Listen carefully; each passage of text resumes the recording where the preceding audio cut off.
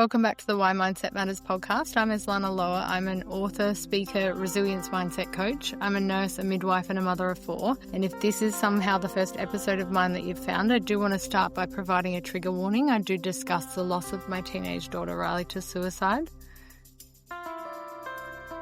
So in this episode of Why Mindset Matters, I want to talk about something that doesn't really get said or discussed enough, and that is the fact that I know I say, mindset is everything, but it isn't everything. And I want to discuss that because sometimes we can be doing all the right things, journaling, meditating, reframing our thoughts, practicing gratitude, all the things, really being aware of our perception and choosing and taking accountability for our mindset, but still feel off or flat or just stuck.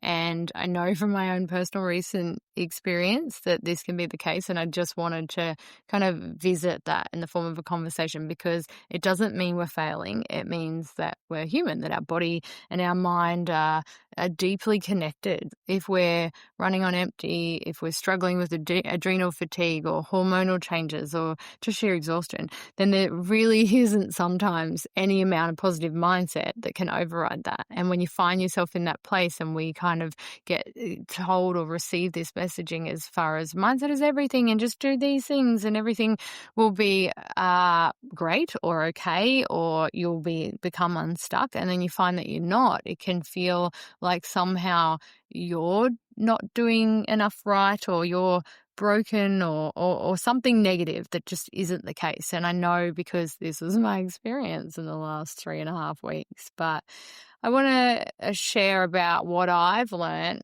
about honoring both the mindset and the physical body, because resilience isn't about bypassing what we feel. It's about understanding ourselves fully. So this is an invitation to approach healing and growth with compassion and curiosity and balance, really, for both our mind and our body. Because in the last 3.5 weeks since I finished my book, I received my author's copy and I read it all in one go, which was probably a mistake, but felt necessary. I read it all in one go in one night to check for mistakes so that it could be published and globally available on Amazon.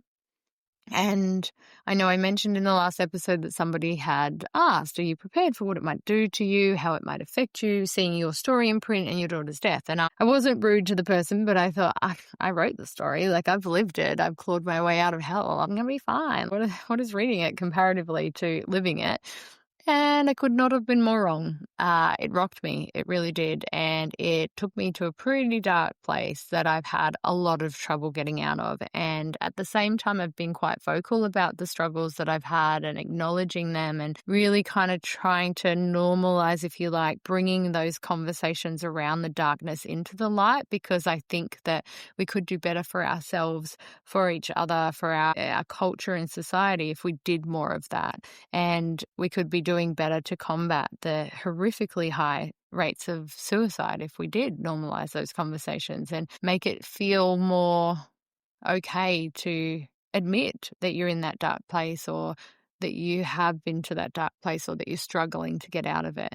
And I know I mentioned that a lot of the experience that I've had coincided with this therapy that I'm doing and red light therapy on my brain. And so I'm doing all of this new stuff that I didn't really give a lot of thought to. But what's been happening is after the brain mapping, which has revealed the areas of trauma and the effects of the trauma on my brain and how that affects me in my everyday life, it gave her enough of a picture to be able to do things like red light therapy and heal some of those traumas. So what that looks like or feels like on the outside is that it's kind of like before this, I went through a lot of shit in my life, a lot. And I had said to her, I just would pick myself back up from the most horrific things and I just carry on. Why can't I do it this time? What's going on? And at the same time, I have the awareness that it feels like I kind of disassociated a little bit in order to survive. I had to, from the full gravity of what had happened with Riley's death and everything that I'd been through,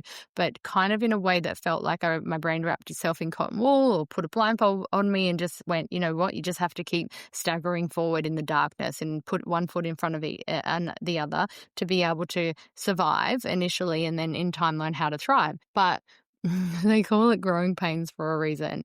true rapid growth and transformation hurts like a bitch. It is unfamiliar territory. It is uncomfortable because of the growth, but I think in part because the nervous system that's so familiar with the playing small or staying in the confines of whatever the effects of the trauma is in an attempt to keep us safe means our nervous system goes, stop, don't grow, like go back to where you're familiar, stay small, don't, do this because it feels unsafe. And so there's that level of discomfort at the same time that's happening as a kind of attempt of the nervous system to protect us from the unknown. But you're kind of going with the discomfort of the growth, but also the discomfort of your nervous system maybe trying to hold you back from that growth. So it can suck to grow. It can suck. And I've been in that place because it has been very uncomfortable. And when I had my last appointment, I had said to her, did we break my brain? Why can't I just pull myself out of this hole? And she said, do you feel like the healing part is happening too fast? And I was like, God, no, I feel like it's happening too slow. Three weeks in this dark hole where I can't just pull myself out. And that's what I've done every time something terrible has happened before. And she reframed it and explained that, but the other times you were just trying to survive. You weren't facing it. You weren't dealing with it. You weren't unpacking or healing from it. You were just getting on with your life. And now at this point, it's kind of like my brain, because of the therapies we're doing, has gone, all right, darling, we can take the cotton wool and the blindfold off. We can put the armor down. Turns out we're not going to war. We can put all of this that doesn't actually serve us because our goal is to live and grieve simultaneously in a way that sees me be thriving and just having this beautiful lived experience isn't conducive to armoring up like you go into war and you have to protect yourself from everybody and everything, or those survival techniques that the nervous system had as a default, not because I was educated to or prepared for life, but because I wasn't. My defensiveness and inner child picked up some tools that really are outdated and don't serve me and probably never served me, but essentially got me to barely survive. And so the difference is now the healing is taking place. And part of that healing is being confronted by there is no blindfold now. There is no kind of cushioning and it doesn't really feel fair, but I can see how it would be necessary. And understanding that that's what's happening helped me have a bit more, I guess, patience and compassion for that experience. But I was doing all the right things. I was, looking at everything, including the feeling of suicidal ideation and the darkness and all of these things through the lens of emotional intelligence and choosing my mindset and my perception of things and understanding that this isn't the sum of my life. This is an internal experience that I'm having because in that instance, I had drunk alcohol and I was already feeling depressive symptoms and things like that. I had the capacity to utilize my mindset and my perception and do all of the things that I teach. So why couldn't I get myself out of this? It was terrible. I was starting to have panic attacks. If anyone asked me how I was doing, I would just either burst into tears or be in kind of ready to go state of panic.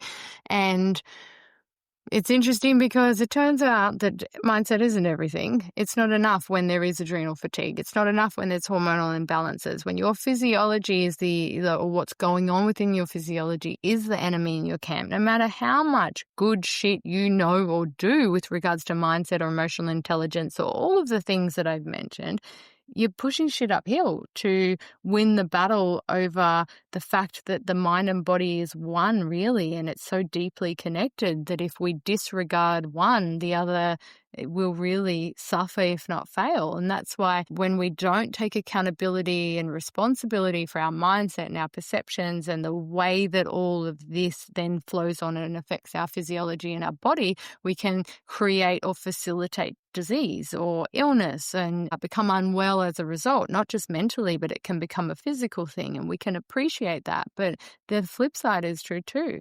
And the reality is if the nervous system has been stuck for so long, like revving the shit out of the engine of your car or kind of sticking a rock on that accelerator and it's never been allowed to just ease off, you're going to burn out physiologically. You're going to create or facilitate adrenal fatigue and hormonal imbalances and all of these things that then have a knock-on effect that potentially need help to rectify. And it's not mind over matter if there is a physical issue. And so I was approaching it from a not intentionally or arrogantly, like mindset is everything, I should be fine. It was making me feel like I was losing my mind, that I have been able to face and overcome or endure so many injustices in life, that how am I nearly 3 years down the track and now I'm completely rocked by the fact that I wrote a book. And it's not the fact that I wrote it, it's the consumption of reading and being confronted by it without the blindfold, without the cushioning, without the protection of my nervous system, I guess an element of not denial, but disassociation. And it was a lot. And initially, as I read it, it was tears of empathy and compassion for that previous version of myself that I remember being not that long ago, because I wrote this book this year, who, as I was writing those parts, was still not quite convinced I was going to survive this. Like, I'm not going to hurt myself. I just feel like I'm dying a slow death of a broken heart, only to wake up and have to do it all over again the next day. So reading it was confronting in that regard, because there was a lot of compassion and empathy and mixed emotions about, but you did it, darling. Like, you didn't just do it. You definitely rebuilt yourself. You've got to your feet. You are living and grieving simultaneously. You're not just surviving, you're thriving. So it was all of this. And people keep asking me, oh my God, you must be so stoked and so proud of yourself for the book. But it hasn't felt like there's a lot of time for that emotion, because it took me to such a deep, dark place of having to really integrate what the fuck just happened to me. What the fuck I've been through. Like, the fact that my whole life, even before losing Riley, felt like a bit of a joke. Like, how much bad shit can happen? Like, how many blows am I supposed to take? Isn't life supposed to can we skip to the good part? And I thought that when I was getting a divorce and moved into a unit and I was turning 40 and I was going to be this 40-year-old cat lady, and I was so happy to be like just dating myself and yep, this is me now, and this is the part where life gets good and starts being kind to me. And then she died. And here I am. But here I am. And I am the happiest I've ever been. And on paper, that doesn't make sense to people. And in the last 3 weeks, it could easily be something that I lost sight of, because I was in such a dark grief hole that we can fall into the trap of thinking that if I'm feeling all of these things, I must no longer be happy, or that mustn't be true or mustn't have been true, because how could I find myself in this place? But the reality is both things can be true simultaneously. I can be the happiest I've ever been and love my life and be completely content with so much of it, if not all of it, but also be in the trenches of grief and having to face some pretty fucked up shit and integrate it as a truth and really allow the blindfold to have dissolved away and just have to be in the mud of it. So it's been a lot. And I'm very grateful to have a really good therapist in my corner who is doing things like neurofeedback and retraining my brain and giving me techniques that it turns out are incredibly powerful in avoiding the panic and the things that have been happening. But also in validating that, well, hang on a minute, there's more happening here than just mindset stuff, just using your brain to just kind of be okay or drag yourself out of the mud. How about we support your body to recover from what it's just been through and recover from the stress and the toll of the stress from what has not only happened, but how I've had to now process it, because that took a toll. When you are just running on adrenaline and back in that place of shock and everything is in overdrive, you're going to burn through your fuels, or if not, retrain your body. And let's be real, our brain is responsible for the release of all of our hormones. So if our brain has been pretty messed up, then there can be imbalances or adrenal fatigue and things like that occur that we don't really notice because we're so used to just trying to survive the trauma or the challenges or whatever it is. Or maybe you've been stuck in fight or flight like I had your whole existence, and so you don't know any different. And so now that I have the awareness of what it means and what it feels like to have a calm nervous system and to be so at home in my own body and so comfortable just loving myself and prioritizing and dating myself, it means that the imbalances really do come to the surface, because it's not my nervous system being forced into overdrive as a form of protective mechanism or armoring up for war that is the main contributor or cause of, say, unrest. I'm doing all the right things and I'm existing in a calmer nervous system. What's going on? And if I never had panic attacks before, what's happening now that when I get upset, I'm suddenly like can't even breathe and I'm needing help and I'm just in that state of panic. And so I had woken up the day that I went and saw the counselor and thought, you know what, there's some really amazing supplements. My body is very sensitive to medications and things, but there's some pretty amazing supplements from Metagenics that have really helped like calm my nervous system, balance my adrenals, all of that stuff. And I had woken up that morning and gone, I need to get back on it. And when I went to the appointment and I was saying things like, have we broken my brain? Like, I don't know what's going on.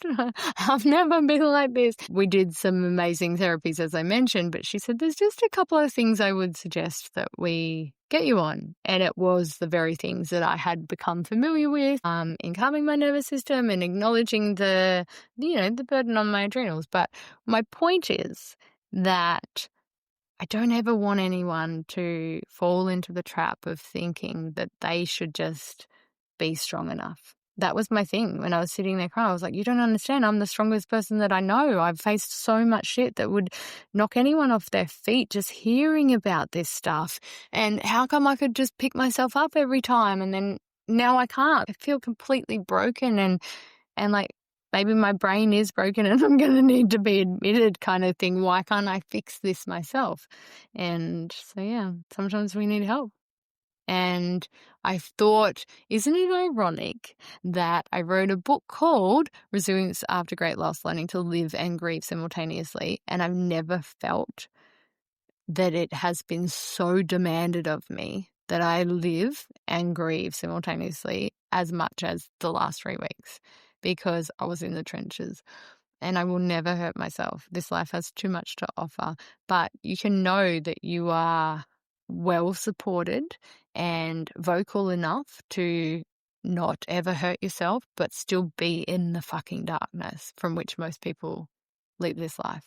And I think if we don't feel comfortable voicing it, or we haven't got the right supports around us that help us feel confident and capable of voicing that and bringing some light into the darkness by acknowledging its presence, then no matter how strong we are, we predispose ourselves to the unraveling that happens to people when they suffer in silence or they self-isolate, because the easy narrative of I didn't want my sadness to affect anyone else, or no one else will understand, or whatever it is that we tell ourselves or others would so willingly accept about it as to why, I'm just not going, my social battery just isn't there, my grief is a lot. Everybody would have gone, yeah, that sounds right and fair, but that would have been my excuse to self-isolate. And then what happens when you suffer in silence and then isolate yourself and rob yourself of the basic human need we all have for connection, and then sit in misery, because misery loves company, and that it will be its own company and it will just breed and feed itself. But I believe misery needs company. It needs the company of people who are going to lift you by default. And even if it's putting yourself around the right people so that you can have joy-filled experiences that lift your head above water when you're convinced that you are going to drown, or maybe you're not up to joyful experiences, it's the kind of company that allows you to be really vulnerable and find the capacity we have to be so strong that we would be vulnerable, and open up about our struggles, that we can get it out of ourselves, for one, feel seen and heard and validated and valued enough for somebody to listen to it, because it lightens the load and that brings your head above water so that you can take that much needed breath. So I think that we have to be really careful when we're in that place, because even though I had adopted the narrative, I'm the strongest person I know, I would never hurt myself, if I had made different choices and done those things, isolated and so forth, who knows? I think that we lose a lot of people because they fall into the trap of suffering in silence and isolating and sitting too long alone in the darkness. Because too long alone starts to convince you that it's valid. And the darkness is just a place the light isn't shining. It's not the absence of light. It's just where the light isn't being directed. When we're in it, though, it feels all-consuming. It feels like there is no way out except potentially to end your life. And if we normalize these conversations and validated people's experience by acknowledging that you're not alone, you're anything but alone in your suffering, and there is the potential that your suffering is being exacerbated by your physiology and things outside of your control mindset-wise, and maybe you need some help or support in a way that you haven't before now. And that's what's going to get your head above water. So you realize the capacity you have to keep swimming and really just regain your joy and love your life. And so it's been a bit of a weird learning curve and roller coaster in that I have never felt so broken as what's happened to me these last few weeks. But I'm so grateful to have the right sense of community, the capacity to keep saying yes to life and put myself around people so that they do lift me by default, the kind of people that won't try and fill the silence or the tear-filled periods with too many words, but will hold me in those times and just allow it and hold space and hold me, hug me a bit longer. It's all of those things, but then also the right supports in my network as far as counseling and just all of the complementary things, because it's just sometimes not enough to just keep being strong. And sometimes it's not fair. Sometimes it was never fair. And what you've been through should never have happened. And your capacity for resilience and strength and even the vulnerability should never have been asked of you. And you know what? It probably wasn't asked of you. It was probably fucking demanded of you, like it has been of me. And it wasn't fair. None of it was. Since the beginning, none of it has been fair. But I tell you why I know I will not leave this life, not by my own hand, is that this cannot be it for me. There is a second half coming that blows my fucking mind. Karmically, who I am, how I show up, the fact that I have kept getting back up and had so much fight in me, but the kind of fight that realizes that resilience and strength doesn't just mean looking strong. It's the capacity to be vulnerable. It's the capacity to not see vulnerability as weakness, but step into it as like a superpower and be able to find my voice and really share this lived experience in a way that hopefully validates other people's lived experience, because that's how I believe that we will save lives. And I believe it has saved my life. I believe the capacity that I have to find my voice and share it has meant that the things that I have struggled with that would have sat inside of me and rotted me from the inside like a cancer or just been my destruction have been able to be released in the form of words, but released from my body, released for my brain to be able to process, reflect on, and then integrate, I guess, or dismiss if invalid. And so it's so fucking therapeutic, the ability to just talk. Find people, put people in your life, create a circle of people that will let you just be you unapologetically. Because I believe if you have a good heart and no malicious intent, then fuck it, do you.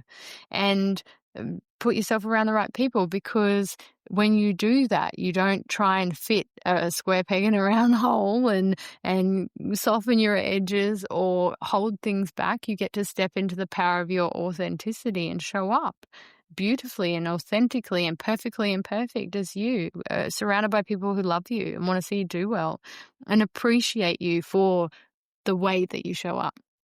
And that's what I have in my life. I have that. I feel so lucky.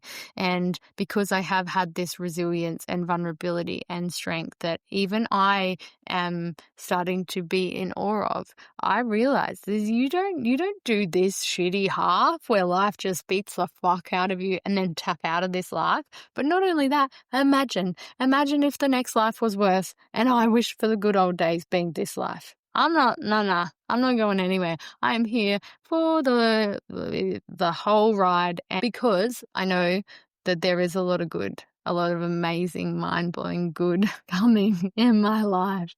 And I don't want to miss out on that. Not after everything that I have been through, not after mind-blowingly finding the capacity to rebuild myself bit by bit in the aftermath of the most disgustingly horrific trauma, to become this person I'm so fucking proud of and that I actually love and appreciate. This is the beginning of the rest of my life. And my hope is that you realize that about yourself too. My hope is that you slow your roll over the next week and start to look at yourself through the lens by which other people so easily view you. And I just wish we could. I wish we could take the glasses off and give them to the person so that they could truly see how we see them, how much we appreciate about all the little things, all the things.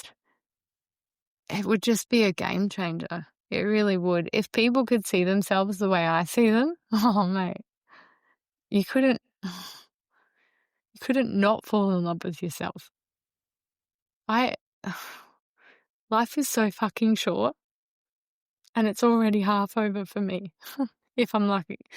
So I'm so fucking present and so aware of all of the beauty that life has to offer. And so much of that beauty, the majority of it, is people. I fucking love people. And I have the capacity. It's almost like this superpower you didn't ask for and definitely didn't want in the early days of grief, that felt like glasses you put on and it meant that you just saw that everybody's just fucking hurting. Everybody is struggling with something. And I didn't want to see it. I didn't want the burden of having to be so aware of how much people were hurting when I hurt in a way that I didn't think I could survive just because of the pain. I was so convinced I was dying a slow death of a broken heart. And then you put these glasses back on enough days in a row, they just become a part of you and you don't get to take them off again. And what they actually show me now is, yes, I have the appreciation for the fact that everybody's just facing their own struggles and to not judge people. But now it's kind of turned into, and I guess it's on the back end of me really learning to genuinely love myself. And with that degree of self-love, it's given me the capacity to use those glasses and view other people through this lens of just appreciation for their beauty, whatever that is, whether it is the physicality, whether it's their personality, whether it's how they carry themselves through life, whether it's the dimple in her cheek as she smiles and just looks so fucking effortlessly glamorous, but doesn't even realize how fucking beautiful she is, whether it is how kind he is, or his capacity to just make eye contact and have a conversation and be unapologetically, authentically him, and such a fucking gift in doing so. And these are just people, randoms. These are just people that I would have met. And sometimes they are the people, of course it's the people in my everyday life as well, because the glasses don't come off. That's how I view everybody. And I wish I could take the glasses off and give them to them, and that each one of you could see yourself the way I see you, because like I said, you would fall in love with yourself. And what a beautiful thing that would be.